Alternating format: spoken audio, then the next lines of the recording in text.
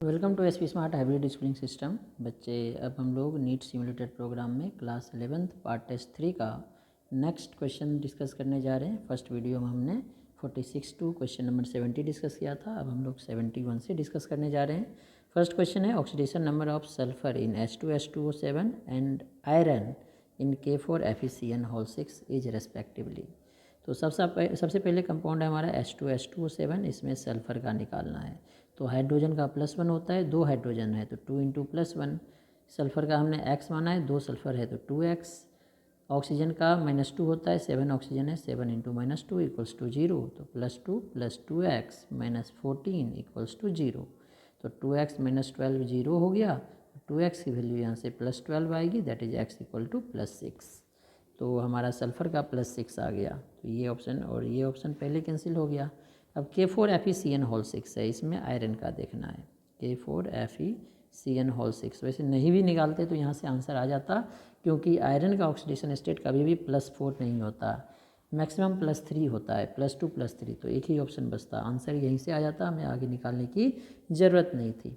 लेकिन हम लोग इसे भी निकालते हैं। पोटासियम का +1 होता है, 4 पोटासियम है तो 4 इंटू +1।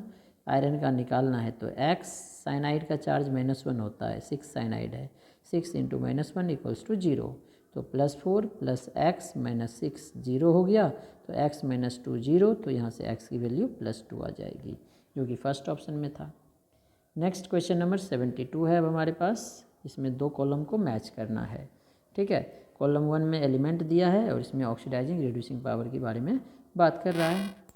तो सबसे पहले लिथियम है। लिथियम का अगर रिडक्शन पोटेंशियल देखोगे तो मिनिमम होता है, निगेटिव में सबसे कम होता है, मतलब इसका रिडक्शन फिजिबल नहीं है, ऑक्सीडेशन आसान है, तो ये इजीली ऑक्सीडाइज होगा। और जिसका ऑक्सीडेशन होता है वो रिड्यूसिंग एजेंट होता है। तो ये लिथियम क्या होगा, मोस्ट पावरफुल रिड्यूसिंग एजेंट। तो मोस्ट रिड्यूसिंग पावर, फर्स्ट का ए पार्ट ये नहीं होगा, ये नहीं होगा। अब बच गया हमारे पास 2 और 4। तो 2 और 4 में अब सेकंड देखते हैं, गोल्ड। गोल्ड जो है इनर्ट मेटल है, तो इसे इलेक्ट्रॉन देने की टेंडेंसी सबसे कम होती है, तो इसकी लिस्ट रिड्यूसिंग पावर होगी।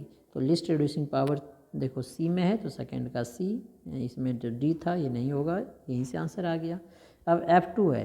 F2 जो है मोस्ट इलेक्ट्रोनेगेटिव एटम है, तो ये इलेक्ट्रॉन गेन करेगा। तो गेन करेगा तो रिडक्शन, जिसका रिडक्शन होता है वो मोस्ट ऑक्सीडाइजिंग एजेंट होगा, most powerful oxidising agent. B part इसका करेक्ट होगा, थर्ड का बी है। अब है हाइड्रोजन। हाइड्रोजन का स्टैंडर्ड रिडक्शन पोटेंशियल 0 होता है, और रिडक्शन पोटेंशियल और ऑक्सीडेशन पोटेंशियल की मैग्नीट्यूड सेम होता है, साइन अपोजिट। तो -0 को भी 0 लिखेंगे, तो 0 होगा standard oxidation potential and reduction potential भी 0। तो इसका ऑप्शन 4 करेक्ट है। नेक्स्ट 73 नंबर क्वेश्चन है, the equivalent weight of H3PO4 in the given reaction. अब H3PO4 से Na3PO4 बन रहा है, मतलब 3 हाइड्रोजन रिप्लेस हो रहा है, इसीलिए इसका n फैक्टर 3 हो गया। n फैक्टर 3 हो गया। अब इसीलिए इक्विवेलेंट वेट हम लोग निकाल सकते हैं। इक्विवेलेंट वेट होता है molar mass upon n factor. तो H3PO4 का मोलर मास होता है 98, n फैक्टर 3, तो 98/3 देखो कौन सा ऑप्शन है, फर्स्ट पार्ट है, इसीलिए इसका फर्स्ट पार्ट करेक्ट होगा। अब 74 नंबर क्वेश्चन जो है, इसमें हमें बैलेंसिंग है। 74 में choose the set of coefficient that correctly balance the following equation. X coefficient हमें निकालना है, तो छोड़ देते हैं। MnO4 - H+ का मतलब एसिडिक मीडियम में है, इलेक्ट्रॉन गेन कर रहा है, और Mn2+ वाटर बना रहा है, ठीक है। तो यहाँ पे ऑक्सीडेशन नंबर 7 है। देखो हाफ रिएक्शन है, तो हाफ रिएक्शन मेथड से बैलेंस करते हैं, यहाँ +2 है। 7 से 2 जाने का मतलब है ये 5 इलेक्ट्रॉन ऐड करेंगे। 7 में 5 इलेक्ट्रॉन ऐड करेंगे तो +2 में कन्वर्ट होगा, +7 से +2, ठीक है। अब देखो यहाँ पे ऑक्सीजन 4 है, इधर एक भी नहीं है, तो इस साइड 4 वाटर ऐड कर दो, तो 8 हाइड्रोजन हो गया, तो इस साइड 8H+ ऐड कर दो, बैलेंस हो जाएगा। तो MnO4 का कोफिशिएंट x है, तो x की वैल्यू 1, x की वैल्यू 1 एक में ही है सेकेंड पार्ट, तो इसका सेकेंड पार्ट करेक्ट होगा। बाकी देखो y की वैल्यू 8 है, y क्या है, H+ 8 है, इलेक्ट्रॉन की Z है, इलेक्ट्रॉन 5 है, तो Z की वैल्यू 5, तो एक ही मैच हुआ, यहीं से आंसर हमारा करेक्ट हो जाएगा। नेक्स्ट 75 नंबर क्वेश्चन है हमारे पास। 75 में है, the number of electrons required to balance change in the following equation. ये भी हाफ रिएक्शन है, इसे हमें बैलेंस करना है। क्या है reaction, dichromate ion Cr2O7 minus H plus electron रहने देते हैं, Cr3 प्लस में कन्वर्ट हो रहा है। तो सबसे पहले क्या करते हैं हम लोग, ऑक्सीडेशन नंबर निकालते हैं। यहाँ पे डाइक्रोमेट का निकालोगे तो 2x माइनस 14, ऑक्सीजन का -2 होता है, 7 है तो -14 इक्वल्स टू -2, तो 2x माइनस 2 प्लस 14 प्लस 12 हो गया, तो x की वैल्यू +6। क्रोमियम का यहाँ +6 है, यहाँ पे +3। ठीक है, तो आप क्रोमियम को पहले बैलेंस कर लेते हैं, 2 है तो यहाँ 2 लगा देते हैं, तो 2 1 का 6 है तो 2 का हो गया 12, यहाँ के 2 का हो गया 6, प्लस 12 से +6 इलेक्ट्रॉन ऐड होगा। अब देखो यहाँ 7 ऑक्सीजन है तो इधर 7 वाटर ऐड कर देंगे, ऑक्सीजन बैलेंस 14 हाइड्रोजन हो गया तो 14H प्लस। तो अब क्या पूछा है क्वेश्चन में हमें, इलेक्ट्रॉन कितने 6 थर्ड पार्ट में है, तो थर्ड पार्ट इसका करेक्ट होगा। Next 76 number question. 76 में है which reaction does not represent disproportionation. Disproportionation का मतलब है सेम एटम का ऑक्सीडेशन और रिडक्शन होगा, तो नोट मतलब सेम एटम का ऑक्सीडेशन और रिडक्शन किसमें नहीं हो रहा है। क्लोरीन का यहाँ पे देखो ऑक्सीडेशन नंबर 0 है सेम एटम के साथ, यहाँ पे क्लोरीन का -1, यहाँ पे क्लोरीन का x - 6 -1, तो x की वैल्यू +5, तो 0 से -1 रिडक्शन, 0 से +5 ऑक्सीडेशन, दिस इज डिसप्रपोर्शनेशन। ये आंसर नहीं होगा क्योंकि डज नॉट बोला है। H2O2 में ऑक्सीजन का -1 है, H2O में ऑक्सीजन का -2, O2 में 0, तो -1 से -2 रिडक्शन, -1 से 0 ऑक्सीडेशन, तो सेम एटम का रिडक्शन और सेम एटम का ऑक्सीडेशन हो रहा है, this is also disproportionation. Copper +1 से देखो +2 ऑक्सीडेशन, +1 से फ्री स्टेट में 0 रिडक्शन, तो ऑक्सीडेशन और रिडक्शन इसमें भी सेम एटम का है, इट इज ऑल्सो डिसप्रपोर्शनेशन। तो अब ये तीनों हो गया, तो फिर तो आंसर यही बच गया, फोर्थ पार्ट इसका करेक्ट होगा। देखो क्रोमियम का डाइक्रोमेट में +6 है, यहाँ पे +3 आ रहा है, यहाँ पे नाइट्रोजन का 0 है, यहाँ पे -3 है, तो -3 से नाइट्रोजन का ऑक्सीडेशन और क्रोमियम का रिडक्शन, डिफरेंट एलिमेंट का ऑक्सीडेशन रिडक्शन हो रहा है, इसीलिए डिसप्रपोर्शनेशन नहीं होगा। नेक्स्ट क्वेश्चन नंबर 77 है, 76 का फोर्थ हो गया 77। इन the following reaction mark oxidation number of carbon of aldehyde and identify reducing agent. Aldehyde में कार्बन का ऑक्सीडेशन नंबर निकालना है और हमें रिड्यूसिंग एजेंट फाइंड आउट करना है। तो देखो जो हमारा एल्डिहाइड है वो फॉर्मल्डिहाइड है, HCOOH में HCHO कार्बन का 2 हाइड्रोजन है, तो एक का +1 तो 2 का +2, एक ऑक्सीजन -2, कार्बन का x 0, तो +2 - 2 0 हो गया, तो x की वैल्यू 0, तो 0 ऑक्सीडेशन नंबर तो एक में ही है। ठीक है, अब ये ऑक्सीडाइज हो रहा है, ये रिड्यूस, वो देखो तो ये कार्बोक्सिलेट आयन है, इसमें कार्बन का निकालो, हाइड्रोजन का +1, ऑक्सीजन 2 है, एक का -2 होता है, 2 का -4, कार्बन का x इक्वल्स टू चार्ज -1, तो x -3 -1 हो गया, तो x की value -1 + 3 that is equal to +2, तो कार्बन का ऑक्सीडेशन हो रहा है इसलिए रिड्यूसिंग एजेंट भी होगा, थर्ड पार्ट करेक्ट होगा। फॉर्मल्डिहाइड में कार्बन का ऑक्सीडेशन हो रहा है, therefore it is reducing agent. Next 78 number question. Partial pressure of oxygen in the reaction. Partial pressure पूछ रहा है ऑक्सीजन का इस रिएक्शन में, ये गैस है, ये सॉलिड है, ये सॉलिड है, तो क्या होगा पार्शियल प्रेशर। देखो केपी का फॉर्मूला क्या होगा, प्रोडक्ट में जितने गैस हैं उसका partial pressure of O2 upon reactant में कोई है ही नहीं, O2 का कोफिशिएंट भी 1 है तो इसका पावर भी 1 होगा, तो partial pressure of O2 Kp के इक्वल होगा। 78 का फर्स्ट पार्ट करेक्ट होगा। नेक्स्ट 79 नंबर क्वेश्चन देखते हैं। At 400 degree Celsius carbon monoxide, water, CO2, hydrogen सारे गैसियस स्टेट में है, Kp की वैल्यू 9 है। For the above reaction enclosed vessel having equimolar mixture of CO and steam such that initially partial pressure of CO और steam 4 atm है, what will B partial pressure of hydrogen at equilibrium. Hydrogen का partial pressure equilibrium पे पूछा गया है। तो देखो हमारे पास जो रिएक्शन है उसमें दिया है CO गैस है सारे, H2O CO2 प्लस H2 बना रहा है, ठीक है। Kp का वैल्यू इसके लिए दिया है 9। अब इनिशियली हमें क्या दिया है, जो हैविंग इक्विमोलर रेशियो है CO एंड स्टीम का, इनिशियली CO और H2O का प्रेशर इनिशियली मतलब T = 0 पे, ये 4 atm, ये 4 atm, इनिशियली रिएक्शन नहीं हुआ तो 0 0। अब जब इक्विलिब्रियम आएगा तो ये डिकम्पोज होगा तो प्रेशर घटेगा 4 - x, ये भी 4 - x, तो ये x बनेगा, ये x, क्योंकि कॉफिशिएंट सबका इक्वल है, ठीक है। अब Kp का वैल्यू क्या होगा, प्रोडक्ट में है CO2, partial pressure of CO2 x, H2 का पार्शियल प्रेशर x, कोफिशिएंट दोनों का 1 है तो 1 ही रहेगा, अपॉन 4 - x, CO का पार्शियल प्रेशर, H2 का पार्शियल प्रेशर 4 - x, सारे का कोफिशिएंट 1 है तो सबका पावर 1 ऐसे ही हो जाएगा। तो ये हो गया x² अपॉन 4 - x का होल स्क्वायर। अब Kp का वैल्यू 9 है तो इसे हम लोग लिख सकते हैं x अपॉन 4 - x का होल स्क्वायर। तो यहाँ से x अपॉन 4 - x हो जाएगा √9, √9 को हम लोग 3 लिख लेते हैं। तो क्रॉस मल्टीप्लिकेशन करो, x = 12 - 3x, इसको इधर कर दो, x + 3x 4x = 12। तो यहाँ से x की वैल्यू 12/4 दैट इज़ 3। तो यहाँ से x की वैल्यू 3 आ गया। अब हमें पूछा क्या गया है, what will B partial pressure of hydrogen. Hydrogen कहाँ है, ये इसका पार्शियल प्रेशर x है और x की वैल्यू हमारा 3 आया। तो 3 ATM देखो आंसर कौन सा है, 3 ATM सेकेंड पार्ट है तो इसका सेकेंड पार्ट करेक्ट होगा। नेक्स्ट क्वेश्चन नंबर 80 है हमारे पास, Kp/Kc ratio will be lowest in case of, ऊपर था एक में जिसमें हमने हाईएस्ट देखा था। तो Kp फिर से बता देता हूँ, Kp = Kc RT का पावर डेल्टा Ng होता है। तो Kp/Kc क्या हो जाएगा, RT का पावर डेल्टा Ng। R तो कांस्टेंट है, टेम्परेचर की बात नहीं किया है क्वेश्चन में तो कांस्टेंट लेंगे, तो डेल्टा Ng पे डिपेंड करेगा। जिसका डेल्टा Ng मिनिमम होगा उसकी Kp/Kc मिनिमम होगी। तो यहाँ पे डेल्टा Ng का वैल्यू देखो, प्रोडक्ट में हमारे पास एक गैस है, रिएक्टेंट में 1 और 1/2, 3/2, 1 - 3/2 क्या हो गया, -1/2। ठीक है, इसमें डेल्टा Ng देखो कितना होगा, प्रोडक्ट में एक दो गैस है, रिएक्टेंट में 1, 2 - 1 1 हो गया। इसमें डेल्टा Ng देखो, प्रोडक्ट में 2 और ये 4, 2 + 4 हो गया 6। ठीक है, माइनस इधर देखो 7 और 2 9, 6 - 9 हो गया -3। ठीक है, अब इसमें देखो 2 गैस, इधर 1 1 2, 2 - 2 हो गया 0, तो सबसे कम -3 है तो सबसे कम Kp/Kc की वैल्यू थर्ड पार्ट की होगी। नेक्स्ट क्वेश्चन नंबर 81 है। 81 में assertion and reason based question है। असर्शन है हमारे पास, in the decomposition of PCl5 at constant pressure and temperature addition of helium at constant pressure will increase dissociation of PCl5। तो देखो डिकम्पोजिशन है PCl5 का, कैसे होगा, PCl3 + Cl2।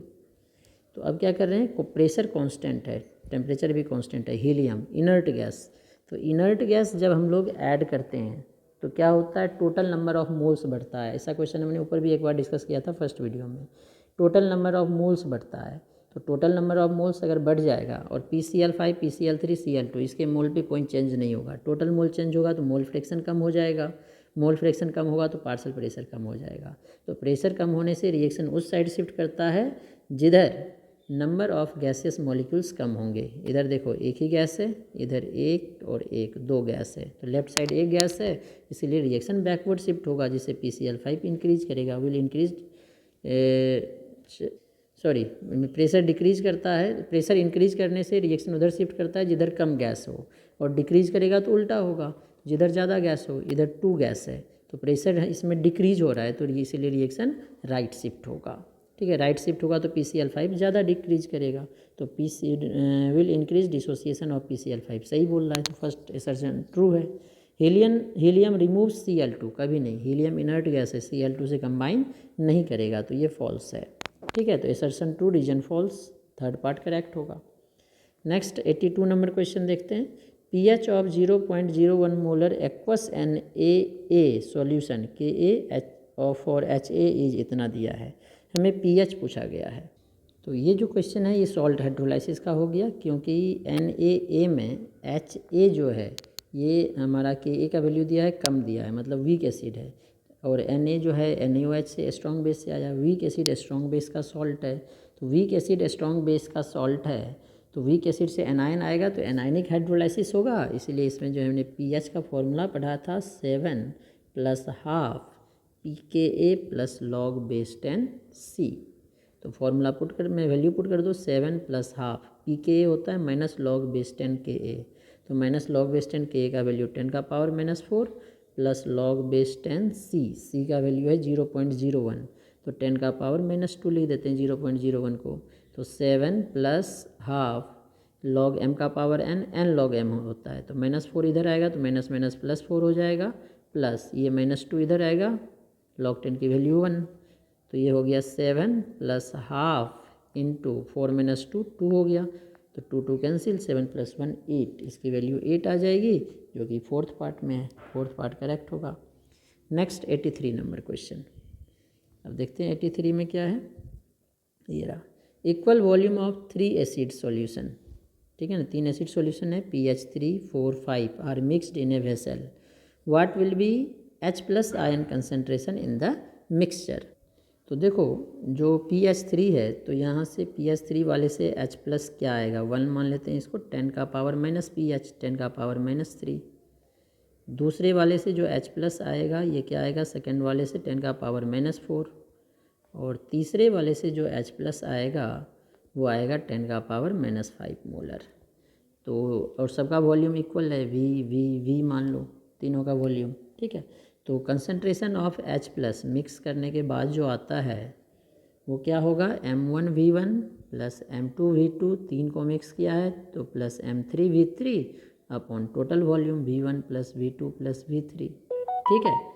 तो M1 की वैल्यू 10 का पावर -3 इंटू वॉल्यूम, 10 का पावर -4 इंटू वॉल्यूम, और तीसरा है 10 का पावर -5 इंटू वॉल्यूम अपॉन तीनों वॉल्यूम को ऐड कर दो, तो ऊपर में V कॉमन आ जाएगा, 10 का पावर -3 + 10 का पावर -4 + 10 का पावर -5 डिवाइडेड बाय 3V, तो V और V कैंसिल हो गया, 10 का पावर -3 -4 -5 है, तो इसमें कॉमन आ जाएगा, जो सबसे बड़ा छोटा है या बड़ा वाले को कॉमन ले लो, 10 का पावर -3 कॉमन आ जाएगा, तो बचेगा क्या यहाँ 1, -3 निकालें, 10 का पावर -1 दैट इज 0.1, -2 10 का पावर -2 बचेगा 0.01 अपॉन 3, तो ये हो गया 1 ये 1 और ये 1/3 इंटू 10 का पावर -3, 3 से इसे डिवाइड कर दो, तो 3 दूनी 6, 3 3 9, 3 3 9, 2 21, 3 7 21, तो 0.37 इंटू 10 का पावर -3।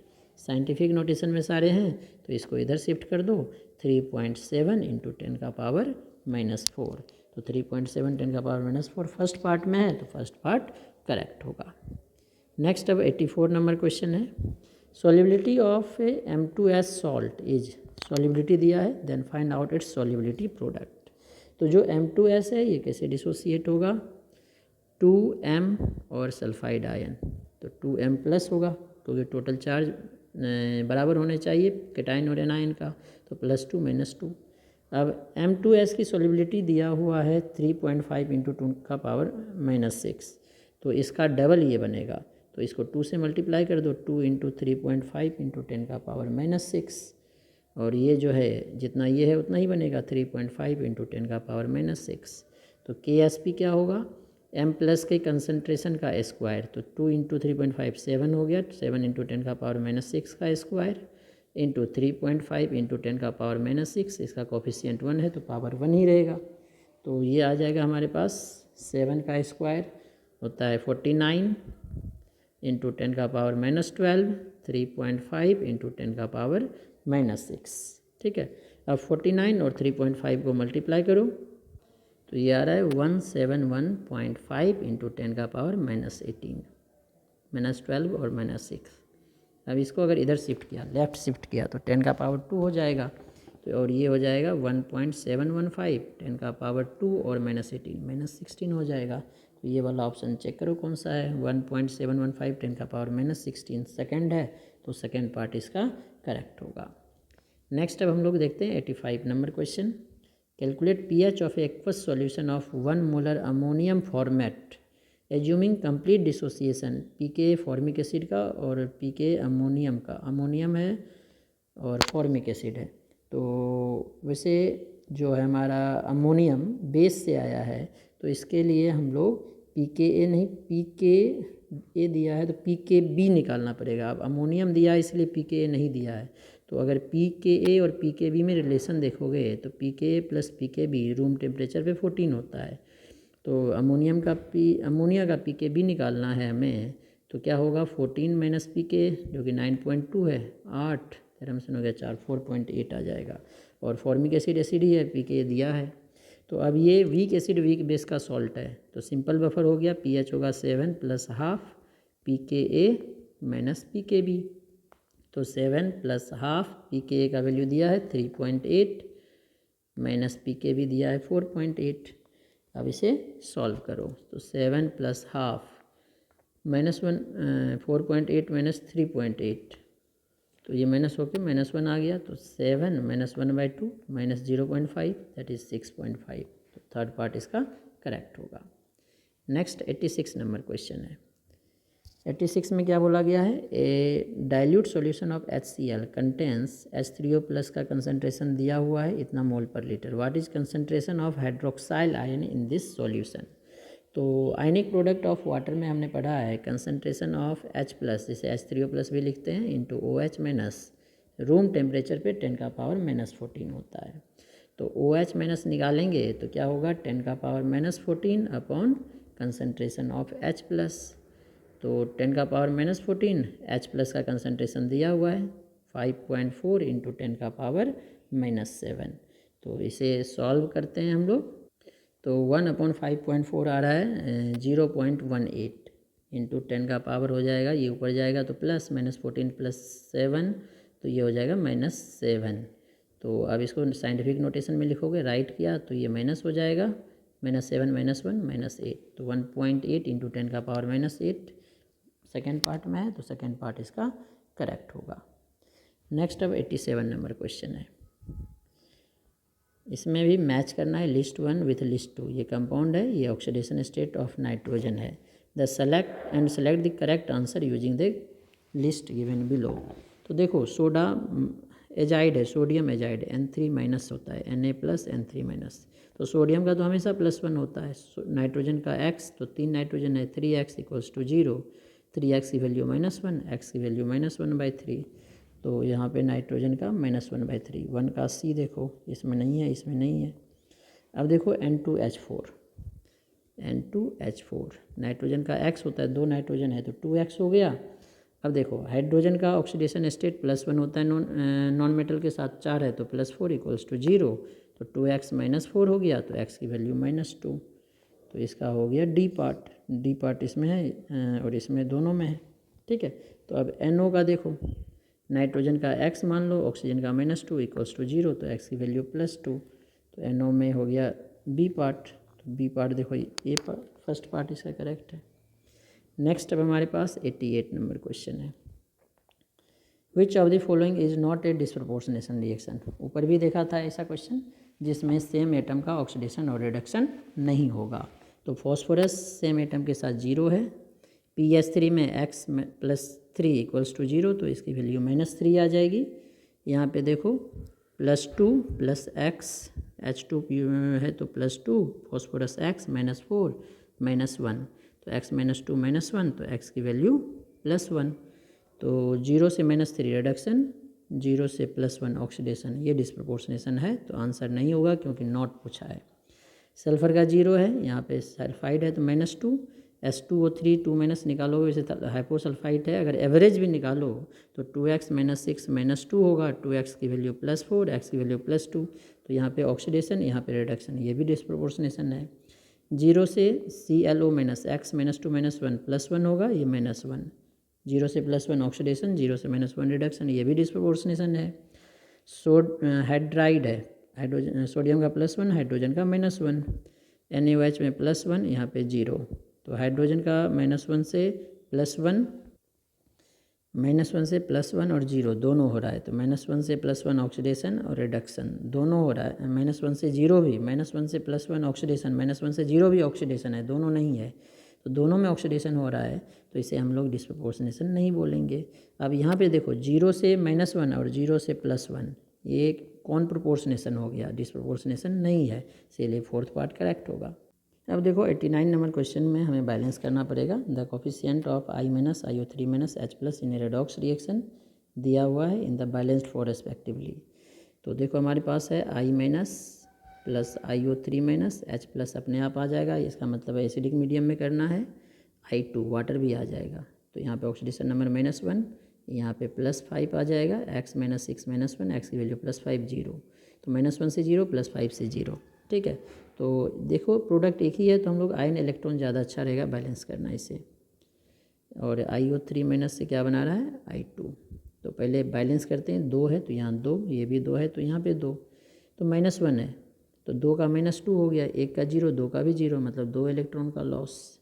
यहाँ पे +5 है, 2 का +10 हो गया, 1 का 0 है तो 2 का 0, तो 10 इलेक्ट्रॉन का गेन होगा।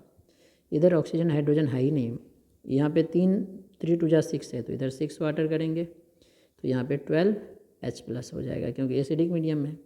अब इसे बैलेंस करना है ऐड करके, तो यहाँ पे 10 है तो इसको 5 से मल्टीप्लाई करो, इसको 1 से मल्टीप्लाई करो, तो इलेक्ट्रॉन कैंसिल हो जाएगा, 10 10, 5 2 जा 10I minus 2IO3 minus 12H+, 5I2 और I2, 6I2 लिख लेते हैं प्लस 6 वाटर।